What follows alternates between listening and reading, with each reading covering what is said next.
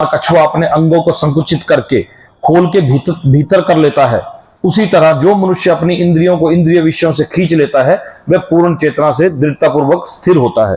इसका क्या मतलब था? कोई इसका मतलब बता सकता है? इसका जो मतलब है वो ये है कि जो हमारी इंद्रियां हैं वो बहुत ही बलवान है। मतलब जब भी डीप डिजायर होती है इंद्रियां भोग करने के लिए, तो हमें उससे कंट्रोल होना चाहिए। उससे कंट्रोल होना चाहिए। जिस प्रकार कछुआ अपने अंगों को संकुचित कर लेता है जब भी उसको खतरा महसूस होता है। जैसे कुछ सामने से मगरमच्छ आया तो एकदम उसी प्रकार जब भी पत्थर बन जाता है। ये इच्छाएं उठे तो हम इच्छाओं का मतलब इंद्रिया का दमन करें और उनको इच्छाओं को मतलब कंट्रोल करने की कोशिश करें। बहुत बढ़िया, बिल्कुल एग्जैक्टली इसका यही मतलब है, जिसके ऊपर हमने बहुत सारे एग्जाम्पल देखे थे कि कान, हमारी इंद्रियां कौन कौन सी इंद्रियां हैं? आंख, कान, नाक, जीभा और त्वचा। 5 इंद्रियां, आंख, कान, नाक, जीभा और त्वचा, जिसमें कि सबसे प्रबल और वेगवान इंद्रिय के बारे में बताया गया है वो जो है जीभा, जिसके बारे में आगे बहुत वर्णन आएगा। जैसे कान है, एक इंद्रिय है, उसका इंद्रिय विषय क्या है? इंद्रियों को इंद्रिय विषयों से अलग करना। इस श्लोक में है जो मनुष्य अपनी इंद्रियों को इंद्रिय विषयों से खींच लेता है, यानी कि सेंसेस एंड सेंस एंजॉयमेंट, इनको खींच लेता है, इंद्रियों को इंद्रिय विषयों से खींच लेता है। जैसे कान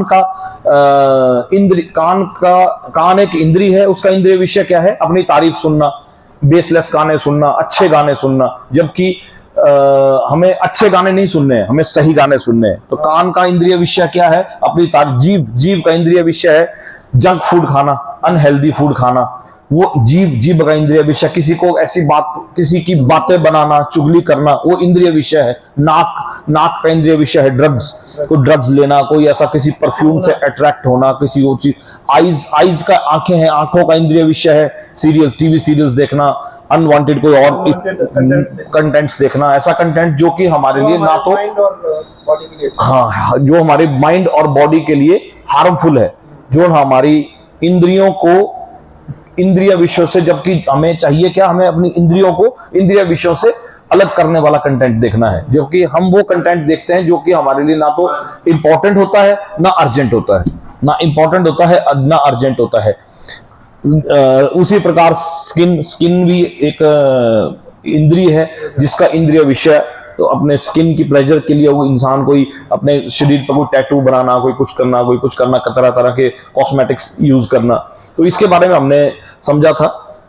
जबकि महाराज भरत के बारे में हमने सुना था, पिछले हफ्ते में आया था इसमें कि महाराज भरत ने जो है अपने, अब जबकि उनके पास तो वो भी था, भाना भी था, सब कुछ था कि मुझे तो राजा बनाया गया है, तो उनको क्या किया गया था कि उन्होंने अपना राज सिंहासन पर महाराज की, रामचंद्र जी की खड़ावे रखी और खुद जंगल में, जो कि नंदीग्राम एक गांव है अयोध्या में, वहां पर रहे, जिसके ना तो अपने पेरेंट्स से, अपनी माँ से 14 साल तक बात किया, ब्रह्मचर्य व्रत का पालन किया।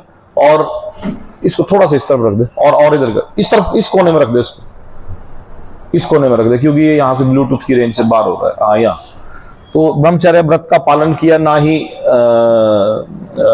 जमीन पर सोए, और अपनी माँ से 14 साल तक बात नहीं की।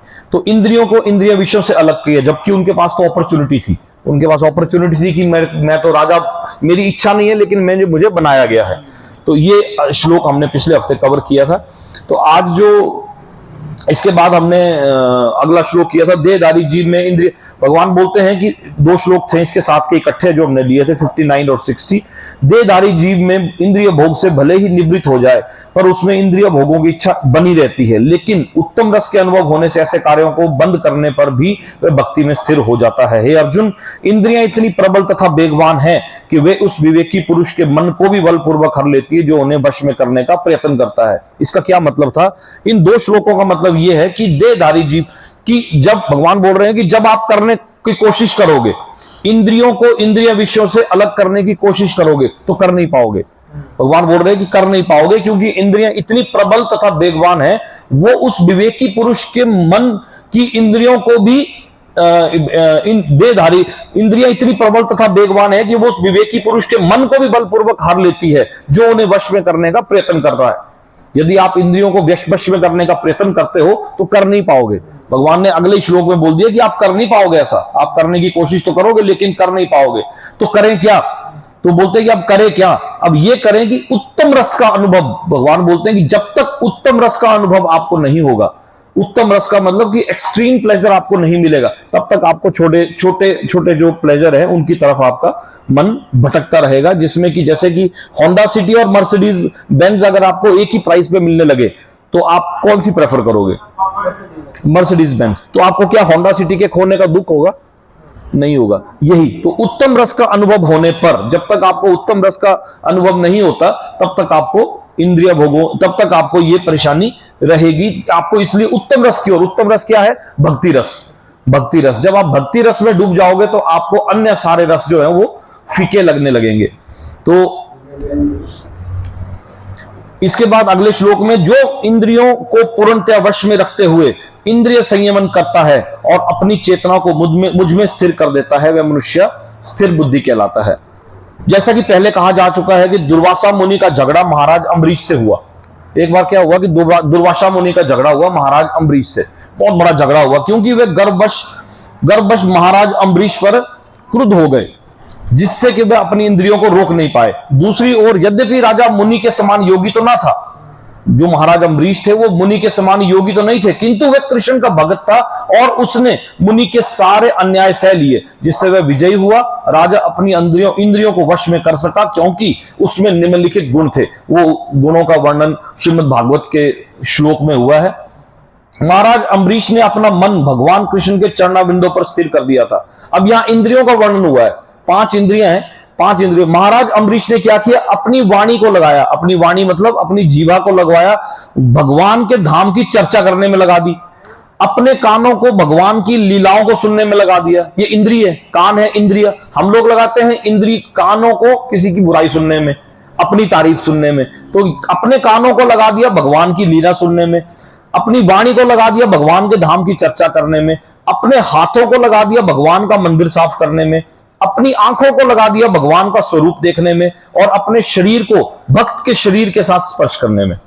ऐसे जगहों पर जाके, मंदिरों में जाके, जहां पर आपके साथ में भी, बगल में भी भगत हो, वो भी भक्ति रस में झूमा हो, आप भी भक्ति रस में झूमो हो। अपने शरीर को लगा दिया भक्तों के शरीर को स्पर्श करने में, अपनी नाक को लगा दिया भगवान के चरण बिंदों पर भेंट किए गए फूलों की गंध सूंघने में, और अपनी जीभ को लगा दिया उन्हें अर्पित तुलसी दलों का आस्वादन करने में, और अपने पांवों को जहां जहां भगवान के मंदिर है उन स्थानों की यात्रा करने में, अपने सिर को भगवान का नमस्कार करने में, तथा अपनी इच्छाओं को भगवान की इच्छाओं को पूरा करने में लगा दिए। और इन गुणों के कारण वे भगवान के मत पर भक्त बनने के योग्य हो गए। इससे पिछले श्लोक में भी आता है कि मन को कृष्ण, महाराज अम्बरीश भी परम योगी दुर्वासा मुनि से पर इसीलिए विजय पा सके थे क्योंकि उनका मन निरंतर कृष्ण भावना भावित में लगा रहता था। जो महाराज अम्बरीश और दुर्वासा मुनि का जब झगड़ा हुआ तो महाराज, भले ही दुर्वासा मुनि तो मुनि थे, महाराज अम्बरीश तो राजा थे, जबकि दुर्वासा मुनि जो थे वो मुनि थे, वो तो साधु सन्यासी थे। जबकि वो महाराज अम्बरीश परम योगी थे, दुर्वासा मुनि पर इसलिए विजय पा सके क्योंकि उनका मन, महाराज अम्बरीश पर दुर्वासा मुनि बहुत क्रुद्ध हुए। जैसा कि पहले कहा जा चुका है कि दुर्वासा मुनि का जब महाराज अम्बरीश के साथ झगड़ा हुआ, क्योंकि वे गर्भवश महाराज अम्बरीश पर क्रुद्ध हो गए थे, गुस्सा हो गए थे महाराज अम्बरीश पर, जिससे वे अपनी इंद्रियों को रोक नहीं पाए। दूसरी ओर यद्यपि राजा मुनि के समान योगी तो ना था, किंतु वह कृष्ण का भक्त था और उसने मुनि के सारे अन्याय सह लिए। तो यहां पर बताया गया कि महाराज अम्बरीश ने अपनी इंद्रियों को ऐसी जगह पर स्टेबल किया हुआ था जिससे कि वो दुर्वासा ऋषि जैसे मुनि के क्रोध को भी सह गए। तो अपनी इंद्रियों को उन्होंने पूरी तरह से कंट्रोल किया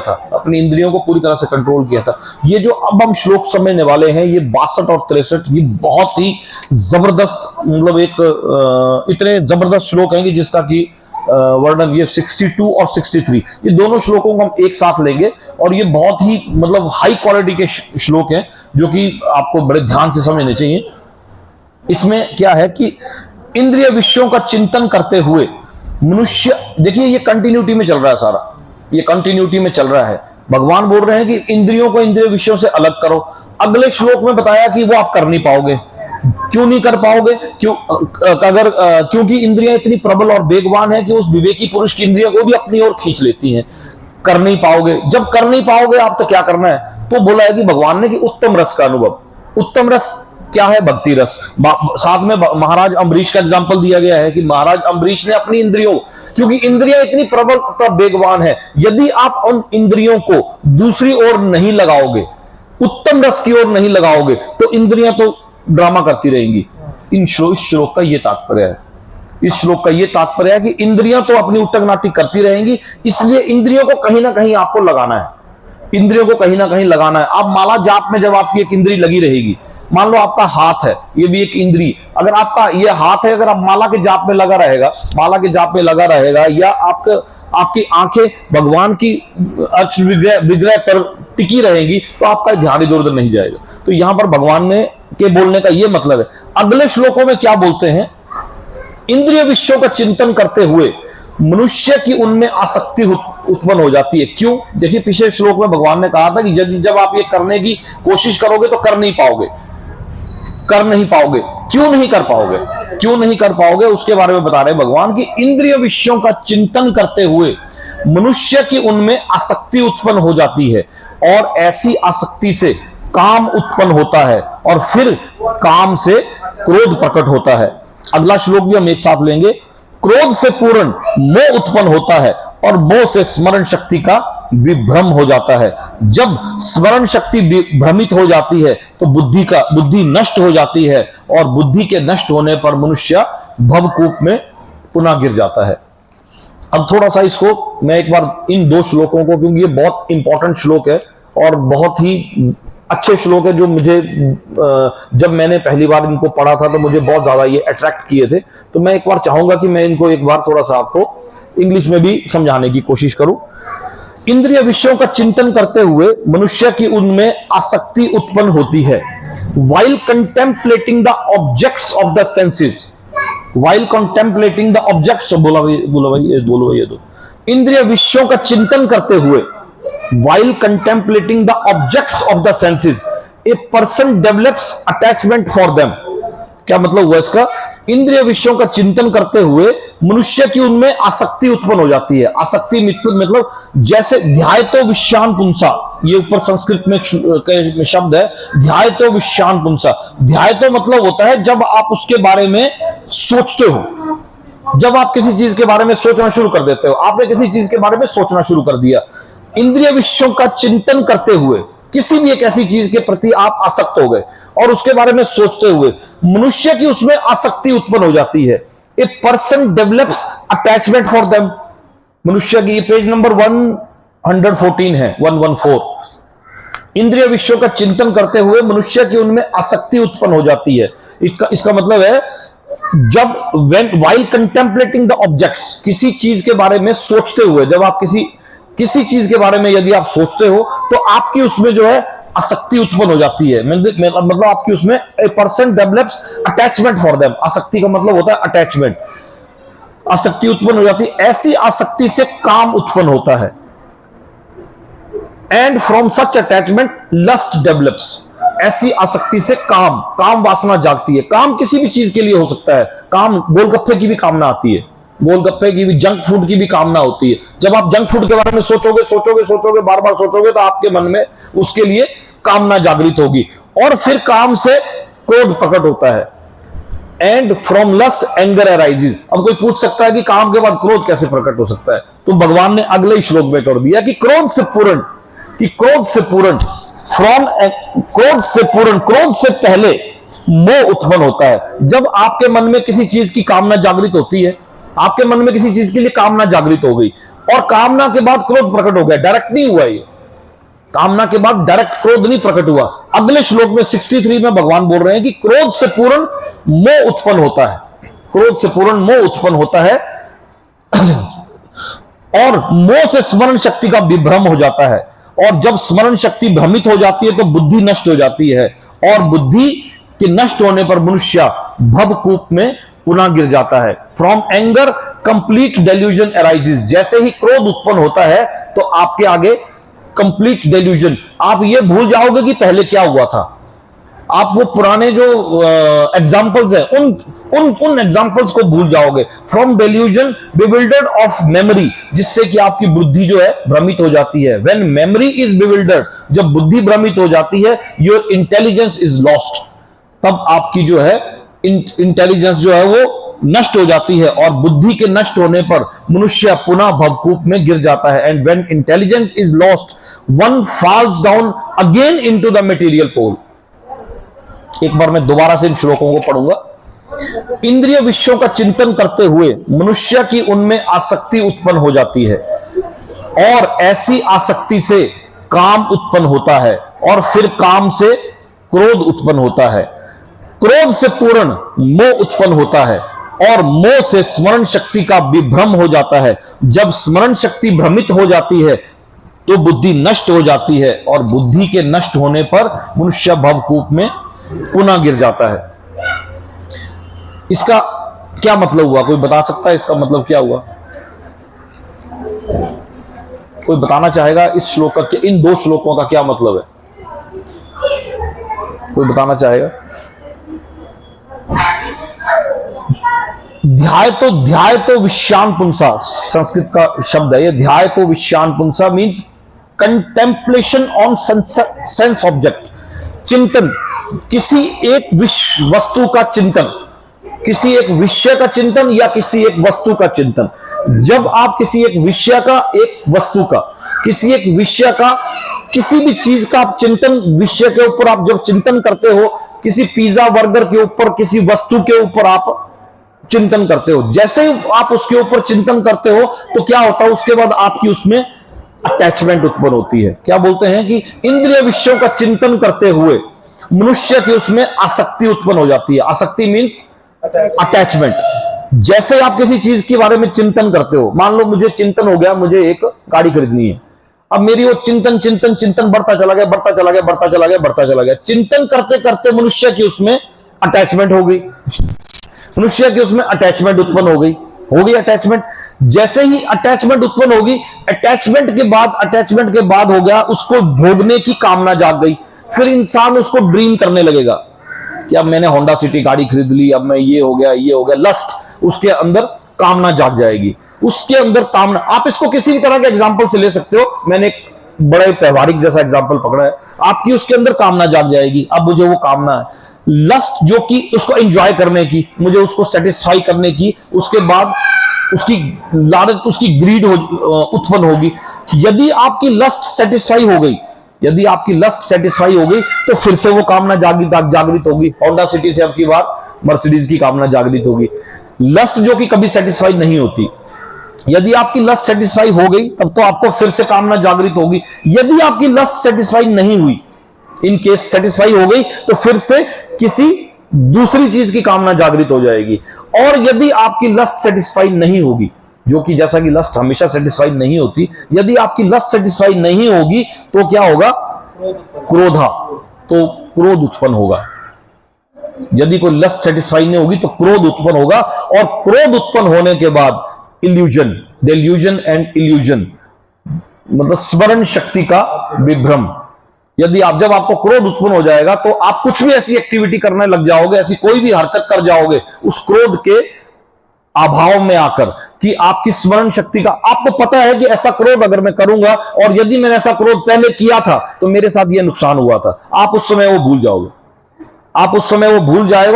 और क्रोध का से होने से आपकी योर मेमोरी इज लॉस्ट, आपकी जो है बुद्धि वो भ्रमित हो जाएगी, और स्मरण शक्ति विभ्रम हो जाएगी, आपकी मेमोरी लॉस्ट हो जाएगी, your intelligence is lost and then fall down, और मनुष्य पुनः भवकूप में गिर जाएगा। आप इसको किसी भी तरह के एग्जाम्पल, मैंने एक एग्जाम्पल लिया, आपके मन में इस समय तरह तरह के एग्जाम्पल चल रहे होंगे, तो ये भगवान के बोलने का मतलब ये है। मैंने एक थोड़ा सांसारिक एग्जाम्पल लिया, इसके श्लोक के तात्पर्य को आप पढ़ोगे तो इसमें कोई और एग्जाम्पल है। यदि कोई आप और एग्जाम्पल पकड़ना चाहोगे तो इसमें बहुत सारे एग्जाम्पल है। जैसे मिल गया तो खोने का डर, नहीं मिला तो एंगर।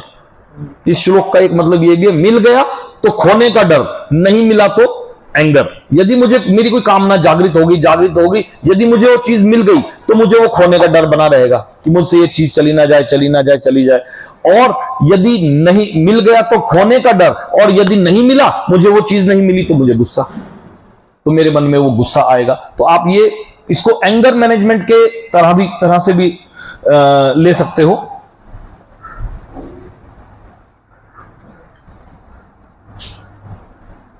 इसमें बहुत सारे एग्जांपल्स है, मेरे को ये समझ नहीं आ रहा हूं मैं आपको कौन सा इसमें जैसे एक एग्जांपल मैं आपको ये बता सकता हूं कि द्रौपदी के स्वयंवर में सिंधु देश का राजा द्रौपदी के स्वयंवर में उपस्थित हुआ।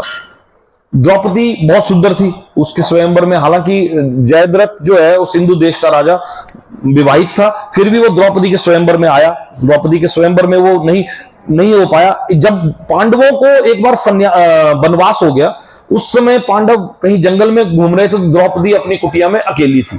जयद्रथ सिंधु देश से वहां से गुजर रहा था, तो उसने द्रौपदी को कहा कि तुम कहां वन वन भटक रही हो, तुम मेरे साथ चलो, मैं तुम्हें सिंधु देश की महारानी पटरानी बना के रखूंगा, मेरे साथ चलो। द्रौपदी ने बोला कि आप मेरे जीजा जी के समान हो, आप हमारे रिश्ते में जो दुशासन की बहन दुशासन की बहन दुशाला से जयद्रथ का विवाह हुआ था, यानी कि दुशासन की जो बहन थी दुशाला, वो जयद्रथ की पत्नी थी, तो आप हमारे जीजा हुए, तो जीजा जी का तो सम्मान होना चाहिए, जीजा जी का तो सम्मान है, आप ऐसी बातें ना करो। मैं आपको इन नजरों से, आपको भी मुझे इन नजरों से नहीं देखना चाहिए, मैं भी आपको इन नजरों से नहीं देखती, और मैं यहां बिल्कुल ठीक हूं। मेरे वो तो जयद्रथ ने क्या किया कि द्रौपदी के साथ जबरदस्ती। अब कामना ध्यायतो विषयान पुंसा, contemplation to the sense object. जब अटैचमेंट के बाद क्या हुआ, कामना जागृत हो गई, कामना पूरी नहीं हुई तो क्रोध उत्पन्न हुआ, द्रौपदी के साथ जबरदस्ती करने की कोशिश की, उतने में पांडव आ गए। वो 5 पांडव आ गए, उन्होंने उसको जयद्रथ को बुरी तरह से धोया, सिर मंडवाया, मुंह काला किया। जयद्रथ, जबकि जीजा जी का तो सम्मान होना चाहिए, तो जीजा जी का वो क्रोध, काम उत्पन्न नहीं हुआ तो क्रोध आ गया, तो क्रोध आने से बुद्धि का विनाश हो गया, बुद्धि और इंटेलिजेंस इज लॉस्ट। तो ये एक इस टाइप के एग्जाम्पल्स को आपके साथ आप इसको समझ सकते हो। एक शबनम नाम की एक लड़की है, अमरोहा डिस्ट्रिक्ट, यूपी उत्तर प्रदेश का एक कांड है, बहुत ज्यादा फेमस हुआ था। शबनम एक लड़की थी जिसका कि मुस्लिम लड़के के, वो डबल एमए इंग्लिश में बहुत ज्यादा फेमस हुआ था, बहुत ट्रोल हुआ था, 3-4 साल पहले का कांड है। अमरोहा यूपी में एक जगह है, वो डबल एमए इंग्लिश एक 5वीं फेल लड़के के साथ इश्क में पड़ गई। तो उसके पेरेंट्स ने उसे बताया, मुस्लिम लड़का भी मुस्लिम था, लड़की भी मुस्लिम थी, उसके पेरेंट्स ने उसे बताया कि तुम पढ़ी लिखी हो, तुम्हें इससे बहुत अच्छा लड़का मिल जाएगा, आप इस चक्कर में मत पड़ो, आपको बहुत अच्छा लड़का इससे मिल जाएगा। लेकिन वो ध्यायतो विषयान पुंसा आ गया ना, वो ध्यायतो विषयान पुंसा में मतलब कि उसकी attachment, contemplation on sense object, वो इतना सोचती रही उसके बारे में, इतना सोचती रही, कंटेम्पलेशन ऑफ सेंस ऑब्जेक्ट। और क्या हुआ कि वो जो लड़का था, उस लड़के के साथ वो सलीम नाम का लड़का था। अमरोहा का ये कांड है, यूपी का, आप गूगल पे सर्च करोगे तो आपको मिलेगा ये कांड। तो वो प्रेग्नेंट हो गई शादी से पहले, घर वालों ने बहुत गुस्सा किया, बहुत रिएक्ट किया। तो एक दिन क्या किया कि सलीम के साथ मिल के उस लड़की ने अपने परिवार के सब लोगों को जहर दे दिया, सब लोगों को जहर दे दिया, और जहर खाने में जहर मिलाया, और उसके माँ बाप, भाई भाभी, बहन और एक छोटा 11 महीने का बच्चा, सबको जहर दे दिया और सबको मार दिया।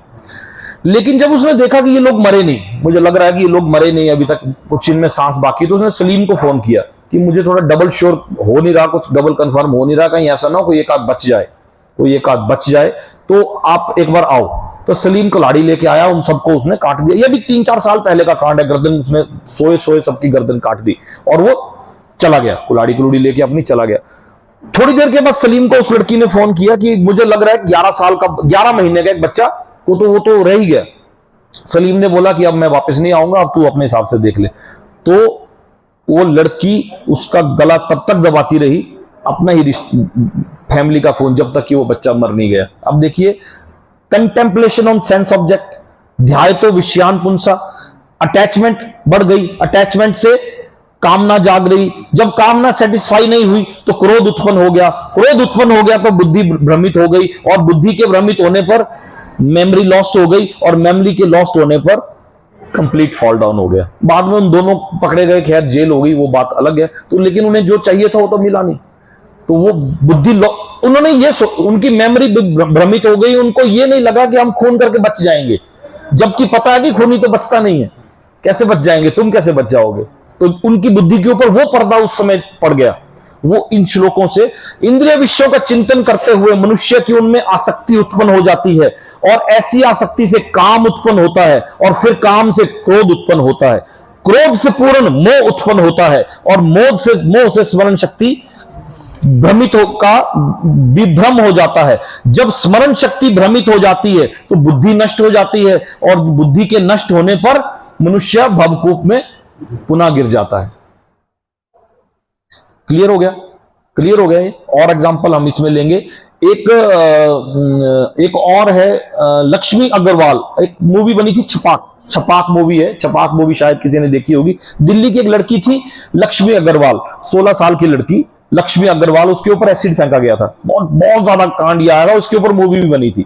दिल्ली की लड़की, बहुत प्रोटेस्ट हुआ था, सफेद मोमबत्तियां लेके, मशाले लेके दिल्ली की सड़कों में बहुत दिन, ये अभी भी 5-6 साल पहले का काम है। ये लक्ष्मी अग्रवाल एक लड़की थी जिसके ऊपर वो सिंगर बनना चाहती थी बेचारी, बहुत अच्छी उसकी कामनाएं थी। उसकी ये मूवी है, उसकी दीपिका पादुकोण ने ये मूवी की हुई है, छपाक। छपाक मूवी का नाम है, छपाक। तो आप गूगल पे सर्च करोगे नेट पे तो वो मिल जाएगी आपको। इसमें क्या हुआ कि 32 साल का, 16 साल की लड़की, 32 साल का एक लड़का गुड्डू उसके पीछे पड़ गया और उसको प्रपोज कर दिया। उसने इनकार कर दिया, भर सड़क में उसका हाथ पकड़ लिया, उसने हाथ खींच दिया। अब contemplation on sense object, attachment, कामना जाग गई। कामना जब जागी, उसको एंजॉय करने की, सेटिस्फाई नहीं हुई तो, नॉट सेटिस्फाई हुई तो क्रोध जागृत हो गया। जब क्रोध के बाद डेल्यूजन और इल्यूजन भ्रमित हो गई, उसके ऊपर एसिड फेंक दिया, मेमोरीज लॉस्ट, एसिड फेंक दिया। जब मेमोरी लॉस्ट, एसिड फेंक दिया, बाद में तो पकड़ा गया, लेकिन उस लड़की की जिंदगी भी बर्बाद हो गई। तो ये भी एक इसका एक एग्जाम्पल है। इसके साथ एक और एग्जाम्पल मैं आपको बताना चाहूंगा। सुशील कुमार एक बहुत बड़े रेसलर हुए, जो कि 1952 के बाद 2006 में 54 ईयर के बाद ओलंपिक में गोल्ड मेडल लाने वाले, 1 gold medal, 2 gold medal, 3 gold medal लाने वाले सुशील कुमार ओलंपिक्स में रेसलिंग में गोल्ड मेडल लाने वाले सुशील कुमार, जिन्हें की अर्जुन अवार्ड, मेजर ध्यानचंद खेल रत्न अवार्ड, पद्मश्री से सम्मानित, ये सारे अवार्डों से सम्मानित, इतनी इस स्टेज तक पहुंचे हुए।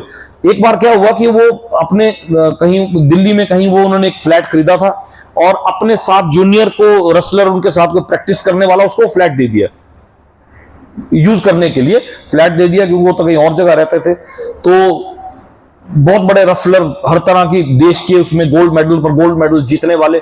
एक स्टेज में क्या हुआ कि एक टाइम पर आके क्या हुआ कि उसको उसके पड़ोसी का फोन आया कि आपका ये जो फ्लैट है इसमें कुछ गलत काम हो रहे हैं, तो आप ये फ्लैट खाली करवाओ। तो रेसलर था, उसने अपने कुछ लड़कों को भेज दिया कि भाई उनको जाके बोलो कि फ्लैट खाली कर दे। तो जो लड़का वहां रहता था, वहां पर वो रहता था, उसने बोला कि उसको बोलो, पहलवान को बोले आके फ्लैट खाली करवाए। तुम कौन होते हो बोलने वाले? पहलवान को बोले खुद आए और खुद आके फ्लैट खाली करवाए। तो क्या हुआ?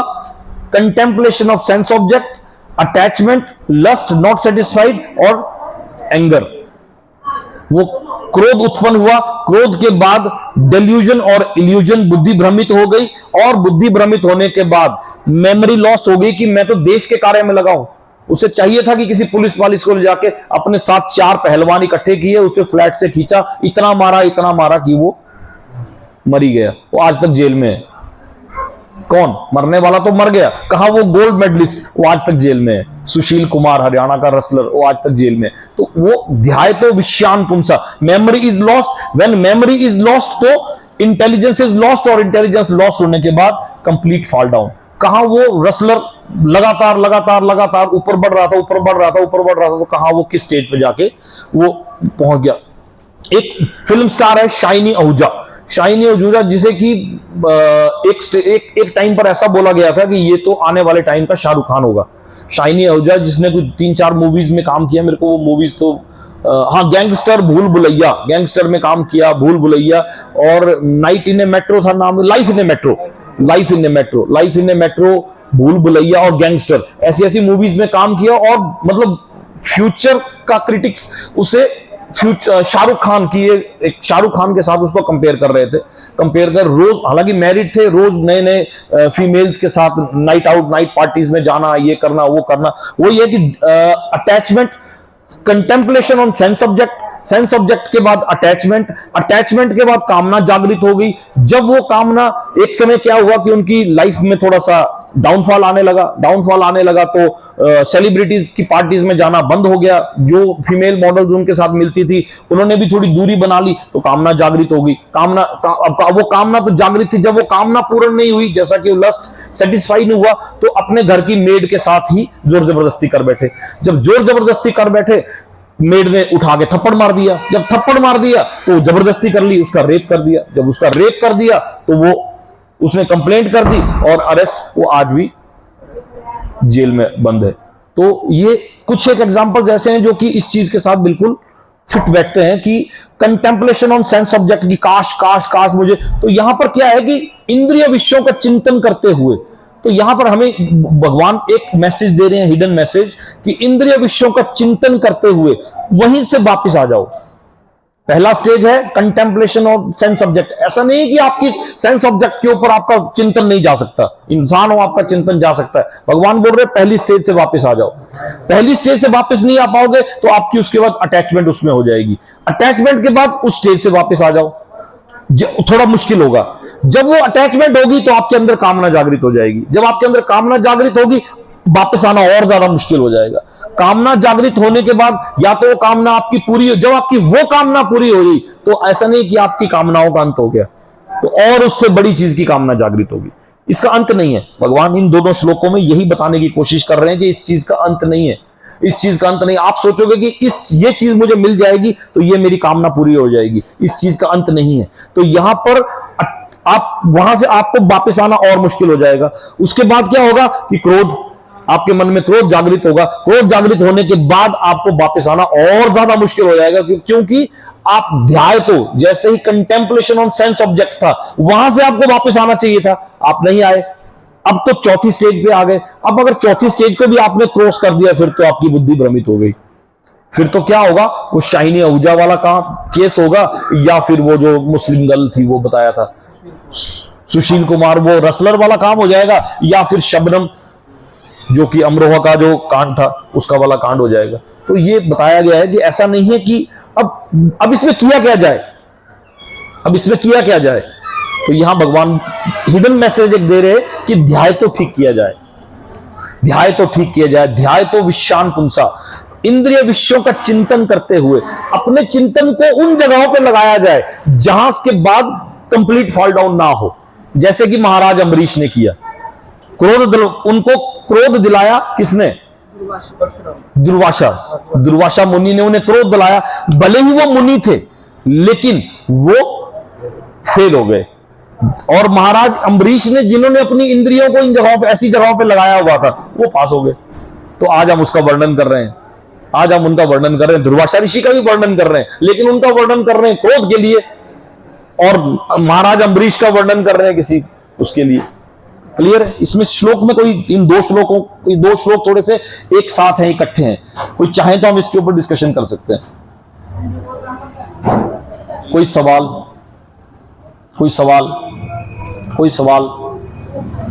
चल तो रहे होंगे माइंड में बहुत सारे, ऐसा हो नहीं सकता नहीं चल रहे हो। सही है,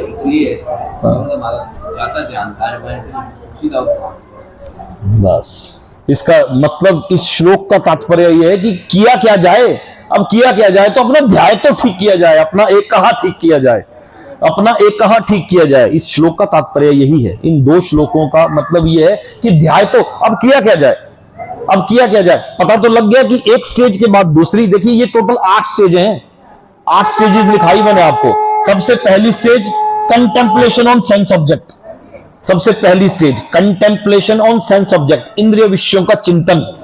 नंबर 1 कंटेम्पलेशन, कंटेम्पलेशन होता है चिंतन, ऑन सेंस ऑब्जेक्ट, इंद्रिय विषयों का चिंतन करते हुए उनमें दूसरी स्टेज अटैचमेंट, सेकंड नंबर पे आएगा अटैचमेंट, लिखो। Number 1 contemplation on sense object, contemplation on sense object, इंद्रिय विषयों का चिंतन। आपको ये श्लोक समझ नहीं आएगा जब तक ये लिखोगे नहीं, दूसरी बात पढ़ोगे भूल जाओगे। कंटेम्पलेशन ऑन सेंस ऑब्जेक्ट, इंद्रिय विषयों का चिंतन करते हुए। नंबर 2 पे लिखो अटैचमेंट, उसमें कामना जागृत हो जाती, अटैचमेंट उसमें आपकी आसक्ति उत्पन्न होगी। Number 2 attachment. नंबर 3 पे लिखो लस्ट, लस्ट हो गई कामना। नंबर 1 पे है कंटेम्पलेशन ऑन सेंस ऑब्जेक्ट, चिंतन, आप सिर्फ चिंतन भी लिख सकते हो, चिंतन इंद्रिय विषयों का चिंतन करते हुए। इंद्रिय विषय हमारी 5 इंद्रियां हैं, उन 5 इंद्रियों के डिफरेंट डिफरेंट विषय हैं, वो जो विषयों के बारे में हमने पिछले हफ्ते समझा था। 5 इंद्रियों के अलग अलग विषय हैं, एक एक इंद्रिय के कई कई विषय हैं। अब उन इंद्रियों के विषयों का चिंतन करते हुए आपकी क्या होगी, उसमें आसक्ति उत्पन्न होगी, यानी कि अटैचमेंट। अटैचमेंट के बाद क्या होगा, आपकी उसमें कामना जागृत होगी, लस्ट। लस्ट यदि तो आपकी सेटिस्फाई हो गई तो आपकी उससे बड़ी चीज की कामना जागृत हो जाएगी, जैसा जो कि कभी होती नहीं पूरी। लस्ट, आज मेरे पास 100 है तो मुझे 1000 चाहिए, 1000 है तो लाख चाहिए, लाख है तो 10 लाख चाहिए, 10 लाख है तो करोड़ चाहिए, करोड़ है तो 10 करोड़ चाहिए। तो ये कामना लस्ट यदि सेटिस्फाई होगी तो कामना और ज्यादा प्रबल हो जाएगी, और यदि कामना सेटिस्फाई नहीं हुई तो एंगर। नंबर 4 पे लिखो एंगर, नंबर 4 पे लिखो एंगर। नंबर 3 पे था लस्ट, नंबर 4 पे हो गया एंगर। तो कामना जागृत, कामना पूरी नहीं होगी तो क्रोध, क्रोध उत्पन्न होगा। और नंबर 5 पे लिखो डिल्यूजन, क्रोध से पूर्ण मोह उत्पन्न होता है, डिल्यूजन या मोह, क्रोध। नंबर 5 पे डिल्यूजन ओब्लिक एल्यूजन, मतलब जो है हमारी बुद्धि जो है भ्रमित हो जाएगी, भ्रमित हो जाएगी, डिल्यूजन और एल्यूजन हमारी बुद्धि में हो जाएगा। और जिसके बाद नंबर 6 पे होगा मेमोरी इज लॉस्ट। ये श्लोक, 2 श्लोक आप जीवन भर नहीं भूलोगे, और बहुत जबरदस्त श्लोक है। जब मैंने ये पढ़े थे तो मेरे को 1 महीना लगा था इन श्लोकों को जगह जगह जगह जगह जगह जगह से ढूंढने में। और मैंने 4 गीताओं को एक साथ रखता था, फिर 1 दूसरी तीसरी चौथी, हिंदी इंग्लिश यूट्यूब गूगल ये वो कर करा के कई जगह से जाके इन श्लोकों का वर्णन उठाया मैंने, इकट्ठा किया, तब आपके पास आज बता पा रहा हूं। है मोह, मोह, मोह उत्पन्न होगा, लस्ट। लस्ट होने के बाद आपकी किसी चीज में आसक्ति जब होगी, आपकी मोह है ना, लस्ट। जब आपकी किसी अटैचमेंट, अटैचमेंट है ना मोह, अटैचमेंट हुआ ना मोह। जब आपकी किसी चीज में, आप किसी चीज के बारे में आप समझोगे, सोचोगे, हाय हाय काश काश काश मुझे मिल जाता, काश मुझे मिल जाता। आपके मन में किसी चीज की कामना आई, कामना, हाय काश मुझे मिल जाए, मुझे चाहिए था, मुझे ये मिल जाता, मुझे मिल जाता है, इच्छा जागेगी, इच्छा, हाँ, किसी की भी वो मोह, किसी के प्रति, मैंने बोला गोलगप्पे के प्रति भी मोह हो सकता है, बर्गर और पिज्जा फास्ट फूड के प्रति भी मोह उत्पन्न हो सकता है। इंद्रिय विषयों का चिंतन करते हुए, वो इंद्रिय विषय कौन है, इंद्रिय विषयों का चिंतन करते हुए 5 इंद्रियां हैं हमारी, आंख नाक कान जीवा और त्वचा, इनका चिंतन इंद्रिय विषयों का, इंद्रिय है और इनके विषय है। भगवान ने पिछले श्लोक में क्या कहा है कि जिस प्रकार कछुआ अपने अंगों को संकुचित करके खोल के भीतर कर लेता है, उसी तरह जो मनुष्य इंद्रियों को इंद्रिय विषयों से खींच लेता है। मन भी इंद्रिय है, मन भी इंद्रिय है, मनसष्टानी इंद्रिय, हाँ, मनसष्टानी छठी इंद्रिय है, मनीष। अभी 5 इंद्रियों का वर्णन हो रहा है, अभी तो हम धीरे धीरे धीरे धीरे धीरे धीरे करके बहुत दूर दूर तक की इंद्रियों का वर्णन में पहुंचेंगे। अभी रुको तो सही, अभी तो हम ऊपर ही तैर रहे हैं ना, पैर का अंगूठा भी नहीं गिला हुआ, अभी तो गोता लगना शुरू ही नहीं हुआ, अभी तो गोता लगना शुरू ही नहीं हुआ। तो जैसे इंद्रियां हैं, कान, आंख, नाक, कान, जीवा और त्वचा, 5 इंद्रियां हैं। कान एक इंद्रिय है, इंद्रियों को इंद्रिय विषयों से अलग कर ले, ये भगवान ने पिछले श्लोक में बताया 58 में, और यहां 61 में बता रहे हैं। 61 में क्या बता रहे हैं कि इंद्रिय विषयों का चिंतन करते हुए, और बीच में एग्जाम्पल में आगे महाराज अम्बरीश, और ये इंद्रियों को इंद्रिय विषयों से अलग जो नहीं कर पाए, इंद्रियों को इंद्रिय विषयों से जो अलग नहीं कर पाए, इंद्रियों को इंद्रिय विषयों का चिंतन करते हुए, इंद्रियों के विषयों का चिंतन करते हुए। इंद्रियों के विषय क्या है, कान, कान एक इंद्रिय है, उसका विषय है अपनी तारीफ सुनना, दूसरों की बुराई सुनना, फालतू की बातें सुनना, गॉसिप सुनना, दूसरों की चुगली सुनना, ये कान है, इसका इंद्रिय है और इसके इंद्रिय विषय है। आंख, आंख है नॉनसेंस चीजों की तरफ जाना, नॉनसेंस चीजों पर रुकना, गलत चीजों पर, गलत मूवीज की तरफ, पॉर्न मूवीज की तरफ ध्यान देना, इस पर ऐसी चीजों की तरफ जो ना हमारे लिए अर्जेंट है, ना हमारे लिए इंपॉर्टेंट है, ना हम। इनसे क्या होता है कि जो प्लेजर जो प्रोड्यूस होता है ना, जो मनुष्य है वो मतलब आनंद लेना चाहता है, वो आनंद कभी आनंद जो हम लोअर लेवल पे ले रहे हैं अभी। और जब हमें आप बोले ना कि जैसे उत्तम रसों की प्राप्ति होती है, तो जब हायर टेस्ट में होता है ना, तो जो लोअर टेस्ट होता है वो डिस्कार्ड हो जाता है। या बताया ना भगवान ने अगले श्लोक में तो बताया, भगवान यही बोल रहे हैं कि हमें उत्तम रसों की तरफ जाना चाहिए। Yes. जो नीचे के रस है उनको छोड़ना चाहिए, धीरे धीरे छोड़ने क्योंकि भौतिक रस ऐसे रस हैं जिसमें कि कभी आपकी कामना पूरी नहीं हो सकती। आपको आज ये है तो कल आपको वो चाहिए। मेरे को ये घर है, मेरा 2 मंजिला घर है तो मुझे 4 मंजिला घर चाहिए, मेरे का ये रिजॉर्ट है तो मुझे वो रिजॉर्ट चाहिए, वो कामना कभी पूरी नहीं हो सकती। क्योंकि जैसे कि हम भगवान के अंश है ना, तो हमारा जो भगवान के अंश होने के नाते हम आनंद प्राप्ति करना चाहते हैं। और जब हम इस धरती पे आते हैं तो हम इंद्रियों के इसमें भोग विलास में हो जाते हैं, पड़ जाते हैं, और हम लोअर टेस्ट की तरफ भागते हैं, ज्यादा भागते हैं शराब, लोअर टेस्ट की तरफ। सेक्स। तो यहाँ भगवान ने बोला ना कि उत्तम रस की तरफ, आप अपने आप को उत्तम रस की तरफ कैसे कर सकते हो? उत्तम रस की तरफ। एग्जाम्पल में आ गए कि महाराज अम्बरीश ने अपनी इंद्रियों को कहां लगाया हुआ था, उन्होंने उसकी तरफ ध्यान ही नहीं दिया। तो अपनी इंद्रियों को देखो, एक बार महाराज अम्बरीश ने अपना मन भगवान कृष्ण के चरण बिंदु पर स्थिर कर दिया, इंद्री स्थिर कर दिया, मन को वहां स्थिर कर दिया, अपनी वाणी को भगवान के धाम की चर्चा करने में लगा दी। मतलब चर्चा करेंगे किस बारे में? भाई उनके मुंह से चर्चा निकलेगी तो भगवान के धाम की चर्चा निकली। अपने कानों को भगवान की लीलाओं को सुनने में लगा दिया। क्या सुनेंगे? कथा सुनेंगे, भगवान की लीला सुनेंगे, भगवत गीता भागवत सुनेंगे, इन चीजों में लगा दिया। अपने कानों को लीला सुन, अपने हाथों को भगवान के मंदिर को साफ करने में लगा दिया। अपने हाथों को, हाथ भी एक इंद्री है, तो अपने हाथों को लगा दिया भगवान का मंदिर साफ करने में। अपनी आंखों को लगा दिया भगवान का स्वरूप दिखने में। तो दूसरा स्वरूप कोई दिखेगा ही नहीं। उत्तम रस तो दूसरा स्वरूप कोई दिखेगा ही नहीं। अपने आंखों को लगा दिया भगवान के स्वरूप को देखने में, अपने शरीर को लगा दिया भक्त के शरीर के साथ स्पर्श करने में, अपनी नाक को लगा दिया भगवान के चरण बिंदु पर भेंट किए गए फूलों की गंध। अभी हम लोग गए थे, भक्तों के साथ स्पर्श हो रहा था ना हमारा, फीमेल भक्तों के साथ नहीं हो रहा था। मेल अलग जगह थे, फीमेल भगत अलग जगह थे। तो ये भक्तों के साथ स्पर्श करना मतलब वहां जो थिरक भी रहे थे वो भक्तों के साथ भक्त उछल के थिरक रहे थे। वो जब नाच रहे थे यहाँ भी भगत ही था। तो यहां भगवान बोल रहे हैं कि भक्तों के साथ अपने शरीर को भक्तों की उसके साथ स्पर्श करने में, अपनी नाक को भगवान के चरण बिंदु पर भेंट किए गए फूलों की गंध में सूंघने में, अपनी जीव को उन्हें अर्पित तुलसी दलों का आस्वादन करने में, प्रसाद यानी कि भगवान को अर्पित किया गया जो प्रसाद है, अपनी जीव को उस चीज पर अट्रैक्ट किया कि जिससे मुझे भगवान का प्रसाद मिले। अपने पांवों को जहां जहां भगवान के मंदिर है उन स्थानों पर जाने में, यात्रा करने में, अपने सिर को भगवान को नमस्कार करने में तथा अपनी इच्छाओं को भगवान की इच्छाओं को पूरा करने में लगा दिया। जो भगवान की इच्छा है वही मेरी इच्छा है, मेरी अपनी पर्सनल कोई इच्छा नहीं। उन चीजों पे लगा दिया। किसने? महाराज अम्बरीश ने लगा दिया। और इन गुणों के कारण वे भगवान के मत पर भक्त बन चुके।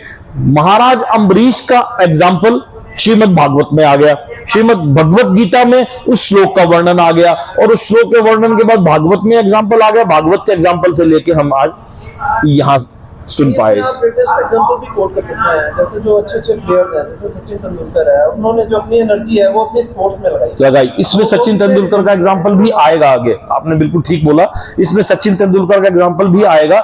सचिन वो अगले श्लोकों में है, वो अगले श्लोकों में बिल्कुल ठीक। देखो ये चीज सीक्वेंस में है। कोई क्या होता है कि कोई अगली सीक्वेंस में आने वाली जो चीज है उसको पकड़ पाता है। भगवान ने ऐसा थोड़ी अपनी मर्जी से कोई श्लोक बोले जा रहे हैं। अगर वो अपनी एनर्जी पूरी पढ़ाई में लगाता है तो वो सक्सेसफुल होगा, सक्सेसफुल हो जाता है, नहीं हो पाता। तो एनर्जीज का ही प्ले है सारा। एक कहा जब साय आत्मिका बुद्धि एक कुरुनंदनम, तो वो पीछे भगवान ने बोल ही दिया कि अपनी व्यवसाय आत्मा और बुद्धि को एक ही डायरेक्शन में लगाओ, एक ही डायरेक्शन में लगाओ। तो it is not the size of problem, it is the size of imagination about the problem. It is not the size of problem. It is not the size of problem. It is the size of imagination about the problem. इसका मतलब क्या है? ऐसा नहीं कि कोई समस्या बहुत बड़ी है। It is not the size of problem. ऐसा नहीं कि कोई समस्या बहुत बड़ी है।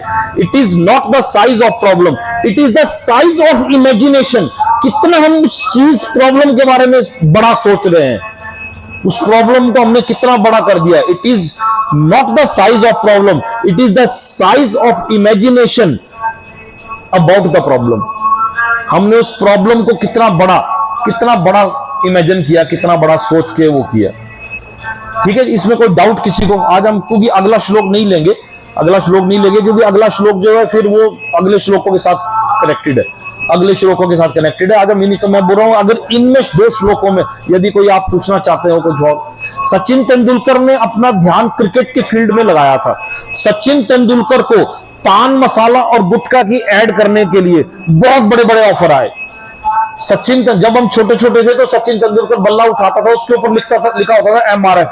तो मुझे लगता था कि MRF बैट बनाती होगी, MRF कंपनी जो है बैट बनाती होगी। हमें नहीं पता था कि MRF जो कंपनी वो टायर की कंपनी है, हमें नहीं पता था। हमको लगता था कि बैट बनाती होगी। सचिन तेंदुलकर को इतना फोर्स किया गया, इतने करोड़ों रुपए की ऑफर दी गई कि आप पान मसाला और गुटखा की ऐड करो। ध्याय तो विषयान पुंसा। जबकि अजय देवगन, शाहरुख खान और एक और है अक्षय कुमार, इन लोगों ने पान मसाला गुटखा की ऐड की। इन्हें बाद में बहुत जलील होना पड़ा। इन्होंने पान मसाला और गुटखा की ऐड की, इनको बहुत ज्यादा जलील होना पड़ा। सचिन तेंदुलकर ने कभी ऐसी कोई ऐड नहीं। खान सर ने तो बहुत बाद में जलील किया। कपिल शर्मा शो में और लाइव बैठे होते हैं तो इतना जलील होना पड़ा। सचिन तेंदुलकर ने अपना ध्याय तो विषयान पुंसा, वो अपना ध्याय तो किया जाए, तो ध्याय तो ठीक किया जाए। वहां बोल रहे हैं ना कि किया क्या जाए, फिर तब किया क्या जाए, अपना ध्याय तो ठीक किया